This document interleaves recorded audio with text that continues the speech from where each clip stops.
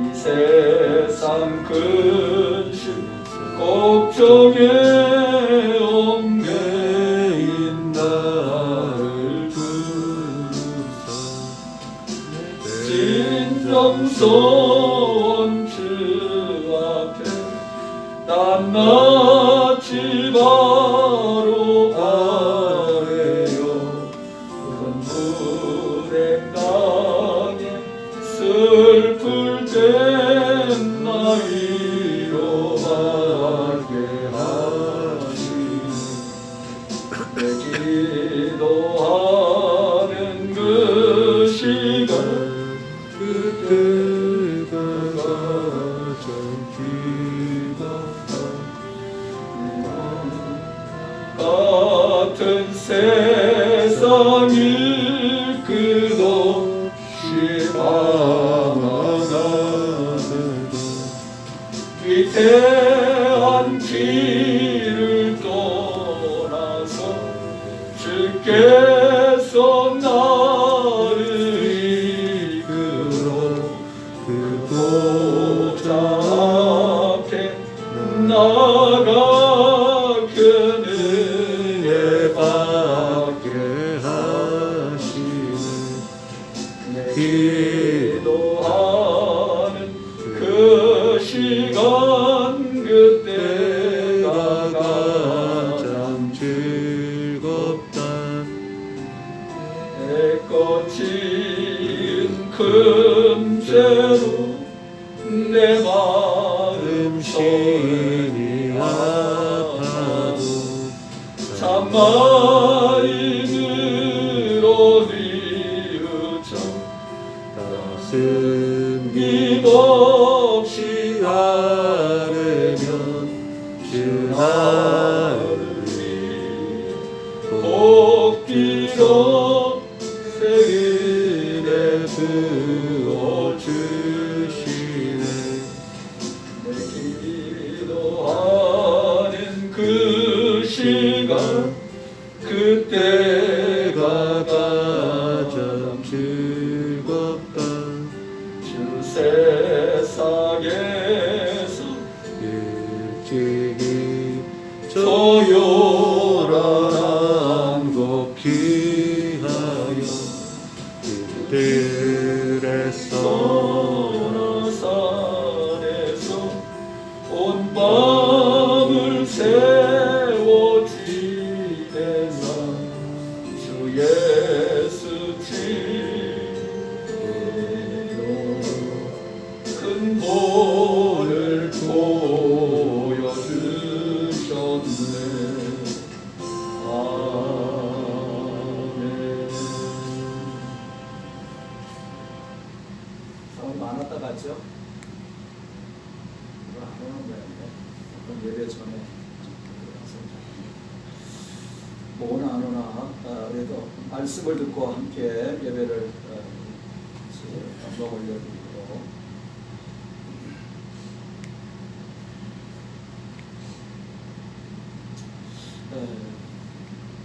오늘 시간을 경영하라 그런 제목 오늘 본문에 보니까 세월을 아껴라 그래서 세월을 아껴라 이 말의 의미는 시간을 구속하라 지금까지 부정적이고 파괴적이고 소모적으로 사용했던 그런 시간을 제대로 잘 사용해라 그런 의미예요.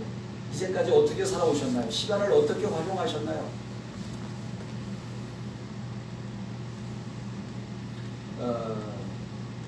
여러분 한 해 출발 초에 있습니다. 새해를 맞이해서 이제 세 번째 이렇게 주간 이번에 네 번째 주간인가요? 이렇게 주간을 이렇게 여러분들 맞이합니다. 하나님께서 변함없이 1년 365일 하루에 24시간 누구에게는 돈 많은 사람이라고 더 주고 없는 사람이 아픈 사람이라고 덜 주고 건강한 사람이라고 더 주고 그런 거 없으면 똑같이 하루에 24시간 여러분들에게 다 주셨습니다. 어떤 사람은 그 시간을 귀하게 아름다우게 그렇게 쓰는 사람들이 있고 그걸 잘 활용하지 못하는 그런 사람들이 있습니다. 이제 이 시간을 어떻게 활용해야 하는지 그 시간의 문제에 관해서 같이 한번 나누면서 함께 은혜를 함께 하는 그런 시간이 됐으면 좋겠습니다. 분별력을 지녀야 되겠다. 분별력을 지녀야 되겠다. 그런다. 분별력. 여러분들 참 분별력을 지니는 우리 믿음의 성도들이 되시기를 축복합니다. 15절 16절에 보니 그런즉 너희가 어떻게 행할지 자세히 주의하여 지혜 없는 자같이 하지 말고 오직 지혜 있는 자같이 하여 세월을 아껴라. 때가 악하니라. 그래서 이 시대가 악한 시대. 자꾸만 방송을 듣고 여러 가지 이렇게 들으면 역사의 흐름 그런 걸 알겠더라고요. 지도자들 이런 사람들이 위에서 이렇게 내려온 사람, 중간쯤 보는 사람이 있고 밑바닥에서 위를 보는 사람들이 있고 보는 게 다른데, 그럼 보는 눈들이 열려지는 것 같아요. 세계 역사의 흐름을 알 수 있을 것 같습니다. 그리고 이러한 세대에 어떻게 살아가야 될지 여러분들 마음에 다잡는 우리 사랑하는 성도들이 되시기를 주님의 이름으로 축복합니다. 시간을 어떻게 여러분들 사용을 해야 최고의 시간을 사용할 수 있는 것입니까? 그런 여러분들 분별력을 가지는 우리 믿음의 성도들이 되시기를 주님의 이름으로 축복합니다. 우리의 인생도 마찬가지입니다. 주어진 시간을 통해서 가장 최상의 인생을 최상의 인생을 살려면 분별력을 가지고 살아가야 되겠죠. 무엇보다도 자신의 정체성을 올바로 분별하고 살아가야 됩니다.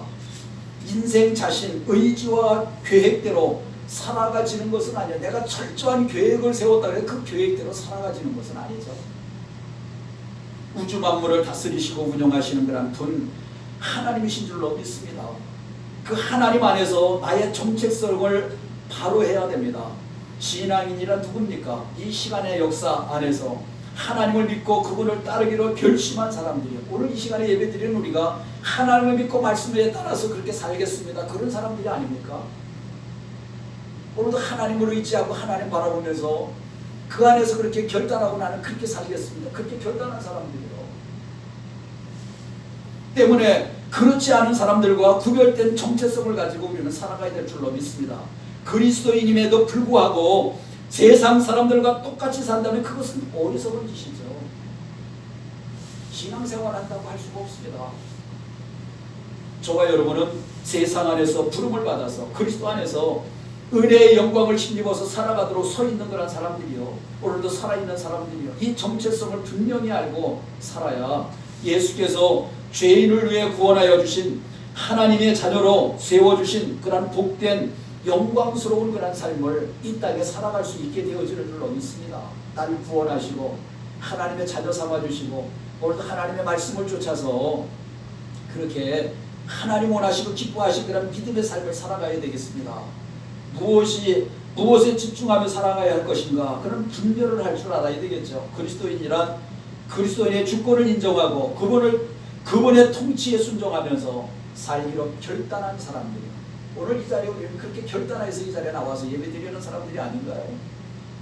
그분의 주권 앞에 자신의 주권을 내려놓고 내 방식을 버리고 그분의 통치에 나는 순종하면서 살겠습니다. 선하신 하나님의 뜻에 나는 순종하면서 살겠습니다. 그런 결단이 여러분들 없나요? 믿는 자의 생명과 삶을 다루어 가신 하나님의 자녀, 그런 인생을 그래 우리가 바른그런 삶을 살아갈 수가 있게 되어지는 줄로 믿습니다. 세상에서 무엇을 먹을까, 무엇을 입을까, 무엇을 마실까 문제가 제기되어졌을 때 세상은 자기의 방식으로 그것을 처리하면서 세상 사람들은 그렇게 살아가지만, 하나님을 모르는 사람들은 그렇게 살아가지만, 신앙인은 예수님의 말씀대로 그의 나라와 그의 일을 구하면서 어떻게 하나님 기뻐하시는 모습으로 살까? 그렇게 하나님의 의를 구하며 그렇게 그곳에 집중해서 그렇게 살아가야 될 줄로 믿습니다. 그래야 그리스도인답게 문제를 풀고 하나님의 은혜의 복된 삶을 이루어갈 수 있게 되어지는 줄로 믿습니다. 삶의 목적을 분명히 해야 됩니다. 살아가는 삶의 목적이 분명해야 돼. 인생의 목적은 분명히 하고 살아갈 때 우리는 방황하지 아니하고 살아갈 수가 있습니다. 방황하지 않는다고 하는 것은 시간을 허비하지 않는다는 그런 말과 동일합니다. 삶의 목적이 분명할 때 방황하지 아니하고 헛된 삶을 살아가지 않는다 그 말이에요. 우리가 목적을 상실하면, 목적을 잊어버리면 시간을 허비하게 됩니다. 목적이 있는 삶, 목적이 없는 삶과 같을 수가 없죠. 목적이 이씨 살아가는 사람과 아무런 목적이 없이 그냥 되는 대로 살아가는 삶과 같을 수는 없는 거잖아요. 목표를 향해서 경주하는 삶과 목표 없이 방황하는 삶을 살아가는 그런 삶과 같을 수가 없습니다. 경주하는 자가 앞에 있는 그런 도착점, 내가 도착해야 할 꼬린 지점이 어딘지 그것에 집중해서 달려가는 사람하고 그냥 이리도 뛰어갔다 저리 뛰어갔다 그거 뭐 하는 거예요? 에너지를 막 쏟아붓지만 방황하는 사람들의 목적은 지쳐서 그냥 나가 떨어지죠. 여러분들 우리의 그런 삶은 어떻게 여러분들 살아가고 계십니까? 그리스도인은 분명한 삶의 목적을 발견한 사람들입니다. 하나님을 발견하고 예수 그리스도를 나의 주님으로 믿고 성령 하나님이 내 안에 계시고 오늘도 말씀이 내 안에 있는 사람들은 분명한 목적이 있는 그런 사람들이요. 이게 없는 사람들은 그냥 이리 뛰어갔다 저리 뛰어갔다 방황하고 이리 뛰어갔다 저리 그러면 안 되잖아요. 바울 사도는 이렇게 말을 합니다. 빌립보서 3장 12절 14절에 나오는 말씀 가운데 그렇게 말합니다. 내가 이미 얻었다 함도 아니고 온전히 이루었다 함도 아니라 오직 내가 그리스도 예수 안에서 잡힌 바 된 그것을 잡으려고 나는 달려가노라. 형제들아 나는 아직 내가 잡은 줄로 여기지 아니하고 오직 한 일 뒤에 있는 것은 잃어버리고 앞에 있는 것을 잡으려고 푯대를 향하여 그리스도 예수 안에서 하나님이 위에서 부르신 부름의 상을 위하여 달려가노라. 바울 사도는 예수를 믿고 난 후에 분명한 삶의 푯대가 있습니다. 목적이 있었습니다. 그것에 집중해서 그렇게 살아갔다. 그 푯대가 뭡니까? 예수 그리스도 안에서 하나님을 위해서 부르신 그 부름의 상을 위해서 사도 바울은 달려간다. 왜 하나님께서 신앙인들을 세상 가운데에서 그리스도인으로 우리를 불러냈을까요? 세상에 수많은 사람들이 이 땅에 살아가고 있는 그 가운데 우리를 지명해서 우리를 왜 불러내셔서 하나님의 자녀로 삼아주시고 예수 그리스도를 나의 주님으로 나의 구세주로 영접하고 그 안에서 예수님을 내 안에 모시고 그분의 음성을 들으며 성령 하나님의 인도하심을 따라서 살아갈까요? 그리스도 안에서 우리를 불러주셨기 때문에 그렇습니다. 구체적인 내용이 오늘 에베소서 3절부터 6절에 나오는 말씀이요. 우리 한번 같이 보겠습니다. 에베소서 1장 앞쪽으로 좀 넘어가겠습니다. 에베소서 1장 3절 6절을 한번 같이 보겠습니다. 3절부터 6절 말씀까지. 찬송하리이다 하나님 그 우리 주 예수 그리스도께서 그리스도 안에서 하늘에 속한 모든 신령한 복을 우리에게 주시되 그 창세전에 그리스도 안에서 우리에게 택하사 우리로 사랑 안에서 그 앞에 걸어가고 흠이 없게 하시려고 그 기쁘신 뜻대로 우리를 예정하사 예수 그리스도로 말미암아 자기의 아들이 되게 하셨으니 이는 그가 사랑하는 자 안에서 우리에게 거저 주시는 바 그의 은혜의 영광을 찬송하게 하려는 것이라. 우리는 그리스도 안에서 그의 은혜의 풍성을 따라 그의 피로 말미암아 속량 곧 죄 사함을 받았느니라. 그런 내용의 말씀을 해주고 있습니다. 에베소서 1장 3절부터 7절에 나오는 말씀, 하나님이 창세전에 그리스도 안에서 우리를 거룩하게 하셨다는 거예요. 내가 나기 전에 나를 알았고 나를 구별하고 나를 선별했다. 이야, 참. 오늘 여기 여러분들이 나와 있는 게 이게 보통 일이 아닙니다. 우리를 자녀 삼아주시고 영광의 기업을 잊게 해주셨다는 거예요. 이것을 위해서 하나님께서 저와 여러분들을 자녀로 선택하시고 부르신 것입니다. 이 하나님의 뜻을 인생의 목적으로 삼고 사는 그런 사람, 그것을 그리스도인이라고 그럽니다. 신앙의 사람이라고 그러고 믿음의 사람이라고 그럽니다. 오늘도 그리스도인, 그리스도의 사람이 되기를 주님의 이름으로 축복합니다. 때문에 신앙인으로서 이러한 하나님의 뜻을 실현하면서 하나님의 뜻을 올바로 분별하고 그 뜻을 인생의 목적으로 삼아 거기에 집중하면서 살아가야 된다 그 말이에요. 오늘도 사도 바울은 일생에 위대하고 하나님의 영광으로 가득한 그러한 자신을 불러주신 하나님의 뜻을 푯대로 삼고 목적으로 삼아서 그것에 집중하면서 그렇게 살았다는 거예요. 누가요? 바울이 그렇게 살았다는 거예요. 바울만 그렇게 살면 되겠습니까? 오늘도 바울과 동일한 은혜를 입었는데 우리는 바울과 같은 하나님께 예수 그리스도께 오늘도 집중해서 온전케 하시는 예수 그리스도를 바라보고 그에 집중해서 어떻게 하면 우리 주님이 기뻐하시는 삶을 살까? 성령 하나님이 내 안에서 근심하며 탄식하며 서무가로 그렇게 해서 살아서 되겠어? 내 안에서 탄식한다고. 세도가도 그렇게 살아서 되겠어? 내 안에서 탄식한다. 탄식, 기뻐서 춤을 추시게 해야죠. 우리 주님이 내 안에서 주야, 너 그렇게 살아서 되겠어? 주님이 내 안에서 걱정하시게 하면 되겠냐? 세도가 너 그렇게 살아서 되겠냐?